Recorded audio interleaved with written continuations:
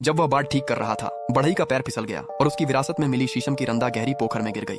वह उसकी काम करने की औजार थी। बिना दो बार सोचे वह उसे ढूंढने के लिए कूद पड़ा। नीचे पहुंचने पर उसने देखा कि वहां अंधेरा नहीं था, बल्कि रोशनी से भरा हुआ था। वह उस रोशनी की ओर तैरा और एक पत्थर की गुफा से बाहर निकला। उसके सामने फूलों और अजीब पौधों से ढका एक घाटी थी। उसने पानी की आवाज का पीछा किया और एक सफेद दाढ़ी वाले बूढ़े आदमी को देखा। वह एक टूटी हुई चरखी के पास था और अपनी जांघ पर हाथ मार रहा था।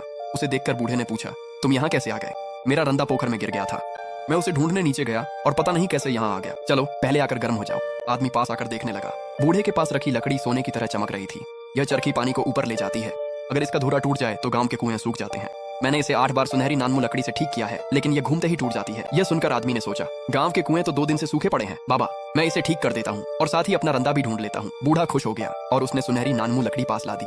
आदमी ने हाथ से मना कर दिया। उसने कीचड़ से जली हुई एक बदसूरत लकड़ी का टुकड़ा निकाला और बूढ़े से कहा, यह वह लकड़ी है जिस पर बिजली गिरी थी। बाहर से यह जली हुई है, लेकिन अंदर से यह लोहे जैसी मजबूत है और पानी में भी टिकाऊ रहती है। सुनहरी नानमू लकड़ी देखने में कीमती लगती है, लेकिन यह सख्त और भुरभुरी होती है।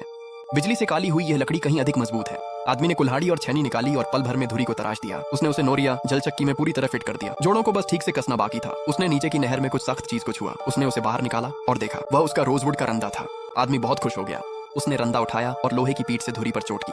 नोरिया घूमने लगी और साफ पानी उफनता हुआ ऊपर आने लगा। बूढ़ा कान से कान तक मुस्कुरा उठा। वह उसे एक और भी छुपी हुई गुफा में ले गया। अंदर सोने की ईंटें और चांदी की टाइलें थीं। बूढ़े ने कहा, जो चाहो ले लो, यही तुम्हारी मजदूरी होगी। आदमी ने सिर्फ एक लकड़ी का टुकड़ा उठाया। इतना ही काफी है, मुझे रंदा मिल गया है। ज्यादा बोझ उठाने से वजन बढ़ जाता है। जैसे ही उसने यह कहा, अचानक पता नहीं कहां से एक तेज हवा का झोंका आया। उसकी पुरानी जैकेट एक नई चोगा बन गई और लकड़ी का टुकड़ा सोने की ईंट में बदल गया। जो भी इस कहानी को देखे उसे किस्मत, खुशहाली और बहुत समृद्धि मिले। बूढ़े ने हाथ हिलाया और कहा, भूमिगत नदी का पीछा करो और तुम घर लौट जाओगे। आदमी घर लौट आया और गांव के सूखे कुओं में फिर से पानी आ गया। उसने यह सब अपने छोटे भाई को बताया, जो एक आलसी था। भाई की आंखें चमक उठीं और उसके मन में एक बुरी योजना आई। अगले दिन वह काले ड्रैगन की झील पर गया, एक पुराना रंदा पानी में फेंका और उसके पीछे कूद गया। वह तैरकर घाटी तक गया और जैसे ही उसने बूढ़े को देखा, रोने लगा। अरे भगवान, मेरी काम करने की चीज गिर गई है। सर, कृपया मेरी मदद करें उसे ढूंढने में। बूढ़े ने घास से अटी पड़ी चरखी की ओर इशारा किया और कहा, क्या तुम ये घास साफ कर सकते हो और नहर को मजबूत कर सकते हो? भाई ने गंदी नहर को देख घृणा की। उसने बिना सोचे सुनहरा नानमू उठाया और जैसे तैसे लगा दिया। कुछ घास उखाड़ी और जल्दबाजी में काम निपटाया। लो, सब ठीक हो गया। अब मुझे सोने के पास ले चलो। बूढ़े ने सिर हिलाया और उसे गुफा की ओर ले गया। भाई भूखे कुत्ते की तरह झपट पड़ा और अपनी बाहों में सोना भर लिया। वह तो एक बड़ी सोने की खंभा भी उठाने की कोशिश करने लगा। अचानक चरखी से जोरदार आवाज आई। सुनहरा नानमू टिक नहीं पाया और टूट गया। पानी गुफा में भर गया। उसके कपड़े सुंदर नहीं हुए, बल्कि उल्टा चित्रों में बदल गए। सोने की ईंटें कीचड़ में बदल गईं।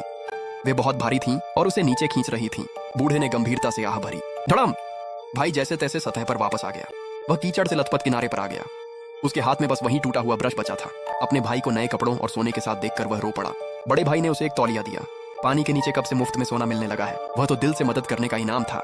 मैंने चरखी इसलिए ठीक की थी ताकि गांव को पानी मिल सके, खजाने के लिए नहीं। भाई शर्मिंदा होकर सिर झुका लिया।